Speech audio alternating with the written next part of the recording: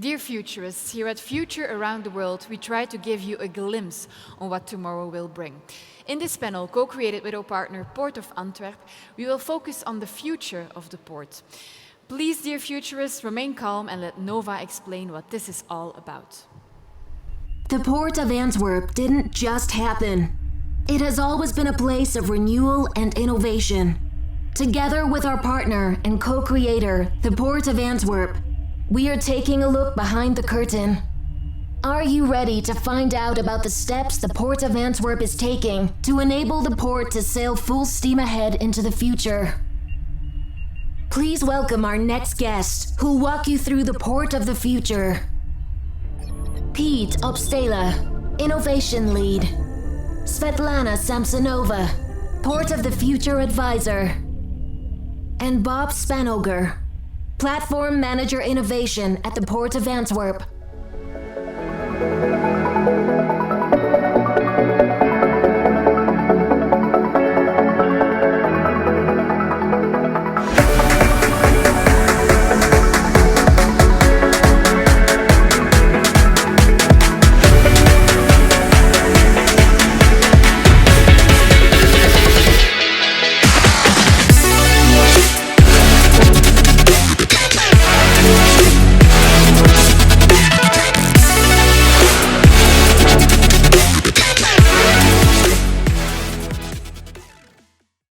Hello, Piet, Svetlana, Bob. Thank you for joining us today. How are you guys? Very good.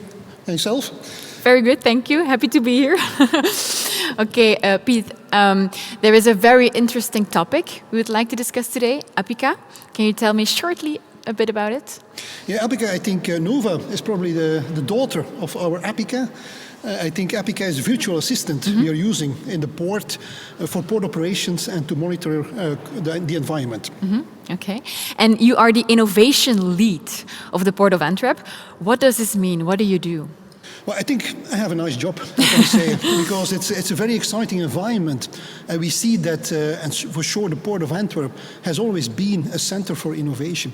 But today, with the acceleration and emerging technologies, we see that also in ports, a lot of these technologies can be implemented and can bring value. Absolutely. You have a master's degree in environmental and urban planning, if I'm saying it correctly. That's a very specific one. Did you always dream of working at a big port like the Port of Antwerp? Actually not. Okay. Because it's already some years ago, but I started in a small startup as one of the first employees at Teleatlas, the most successful startup in Belgium ever, which was acquired by TomTom in 2008. Okay. So after that, I did a few years consulting, tried to start up a few other startups with less success, and then I started working at the Port of Antwerp. And I think I really needed that international and fast developing environment. Vibe, yeah, absolutely. I will come back to you in a moment, but I'm first going to introduce our second guest, Bob Spanoger, if I'm pronouncing the name correctly. But we will dive in more detail with your connection to drones later on. But what do you do at the Port of Antwerp? I'm an innovation platform manager, so we try to accelerate in certain domains innovation by initiating and coordinating projects, and I specialize in the drones and the smart shipping. Okay, and did you follow a specific education for this or to do your job at the Port of Antwerp? No, as Piet, I graduated as a chemist. I started my PhD, and then I became interested by a new technology in the early 90s called IT. So I made a career switch, was 15 years an IT professional, and 4 years ago I had the success or the pleasure to combine IT and my passion for innovation and new technology to start the innovation department at the Port of Antwerp together with Piet and Svetlana. Okay. You're also joined by a lady here today, Svetlana. Hi. Can you tell me a bit more about your function at the Port of Antwerp? Yeah, I also have a very exciting function. I coordinate the strategic partnership between Port of Antwerp and University of Antwerp. To make a long story short, I help researchers and young entrepreneurs to develop their ideas, to develop their projects and services, to bring them from a lab environment to the open innovation platform of the Port of Antwerp. Okay. And you also are a project manager at the University of Antwerp? Yes, exactly. So I have a joint function between the two big companies, Port of Antwerp and University of Antwerp. Great. I would love to chat a bit more about the Port of Antwerp itself, but we like to focus on Apika, plastic waste, and drones. First of all, let's talk about Apika. Apika is, as you said, a virtual assistant with different kind of systems to map the port. Can you explain a bit more about what it does on a day-to-day level? Well, keep in mind that the Port of Antwerp is a large area. It's 6 times the city of Antwerp in size. Hundreds, thousands, 10,000 ships are coming in every year. So there's a lot of traffic, a lot of movement. And to get a better view what is happening now in this port, we developed Apika. And Apika is a virtual assistant helping our staff in doing their job better, safer, with more fun also, because it's more easy. And by using all kind of technologies, machine vision, data analytics, smart cameras, we bring that into one integrated system where people can see what is happening now with one view. Where are the ships? There is an explosion. Can we send a drone to it? So that's very helpful. And that way, the whole vision around Apika is technology as an assistant to people. It will not replace people, but it will just help us doing our jobs better. Because people are still much better than machines in problem solving, for instance.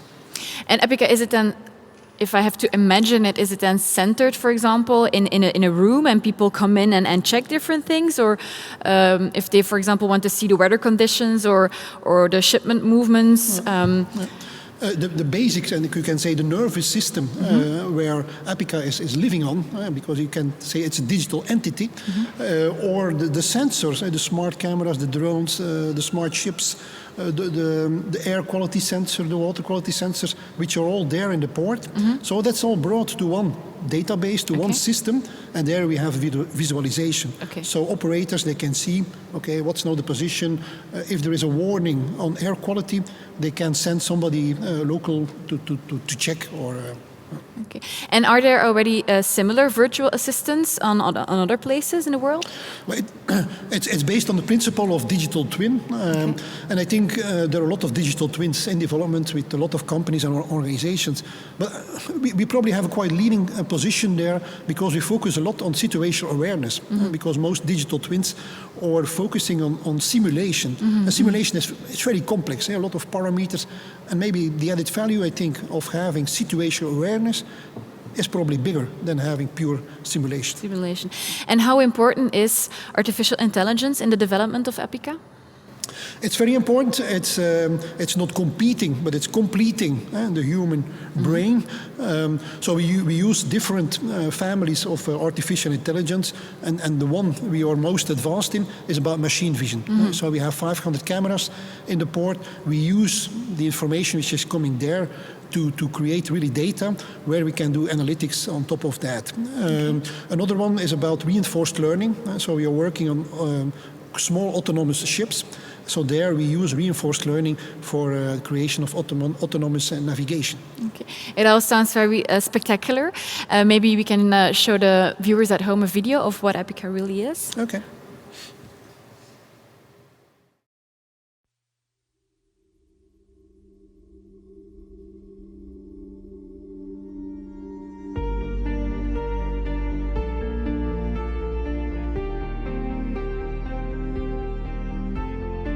Good morning and welcome back. General status report. Today is an overall sunny day, with a light breeze from the northwest. Port traffic is busy as usual at this time of day, with 221 barges and 180 seagoing vessels in port. We're expecting 95 new arrivals and 73 departures today. Road mobility is within efficiency norms. There are 2 INOS quality alerts and 1 ongoing event. Would you like to investigate? At 8:51, INOS 22 detected possible hazardous compounds. Analyzing. According to historic wind data and ship tracking, a possible cause might be the chemical tanker My Fair Lady. Would you like to collect an air sample? Please select available UAV. Calculating flight trajectory. ETA in 1 minute 30 seconds. Initiate. Confirmed. I am Apika. Welcome to the port of the future. Wow, it's an absolute great video. I think it's an amazing use of technology. Congratulations. Artificial intelligence is hot and happening, but there are also other kind of technologies. Bob, the Port of Antwerp is committed to rolling out a network of drones, automated drones, by 2022 to do supportive tasks such as, for example, traffic views on the scene. Maybe you have also brought an interesting video of that. We can start with that.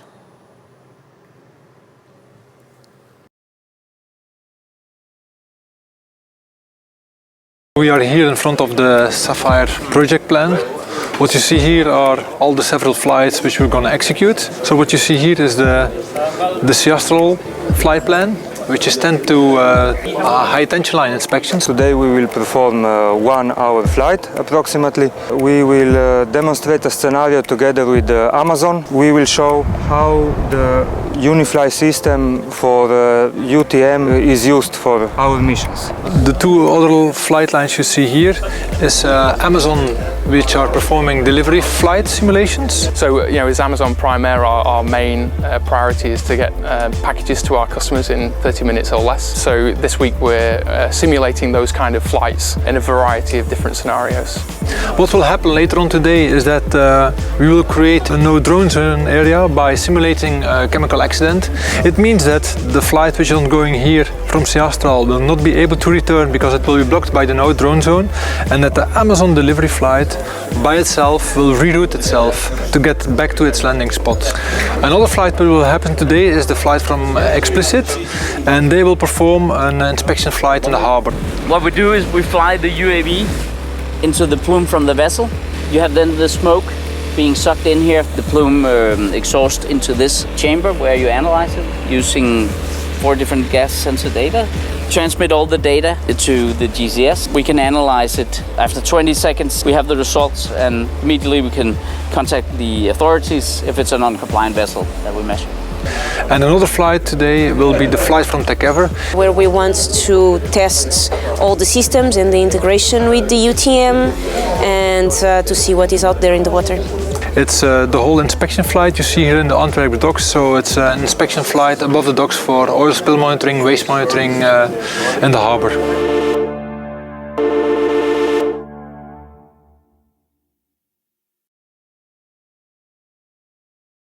Bob, so drones are being used in the Port of Antwerp. Can you maybe tell a bit more about what we saw in the video? Yeah, first of all, I think flying always inspired humankind through history. Drones probably is the most cheap and safe way to fly. What you saw here was tests we did, experiments we started 2 years ago as a very large project, a European project. And in fact, all of the flights done there were illegal at that time. So just to stipulate that legislation is not yet there, but technology is there. So a lot of very exciting experiments were done over there. That's often a common problem, that the technology is already there, but legislation is a bit behind. But why does the Port of Antwerp want to use drones in the first place? Well, as Pete mentioned, it's a very large area, the port area, 6 times the city. If you want to, in an efficient way, cover and screen for security and safety measures this area, you need something that's very quick and efficient. Drones are much more quicker and efficient than humans in that fact. And you have the very unique aerial perspective, a sort of overview you can't get on base level. So this is why we're very interested in the drone technology. Of course, and on a day-to-day basis, is there one person in charge of using the drones, or how do we need to imagine? Yeah, we're very strictly focusing on autonomous drones, so drones without a pilot. And then the central command and control center is very important in that. So drones are organized and planned from one central point, and then they can travel over the port several times a day, in predefined routes, or they can, by a push of the button, be redirected, especially to one place where there, for instance, is an incident or something. And can you give a recent example of something you discovered while using drones that would have taken a much longer time if drones weren't available? Yes, during one of the tests we did, we saw that detection of oil spills, which is a very important issue in the ports, in every port, but also in the port of Antwerp, that by using drones it's much more easy to detect oil spills in an early stage, so that cleaning up these oil spills is much more efficient.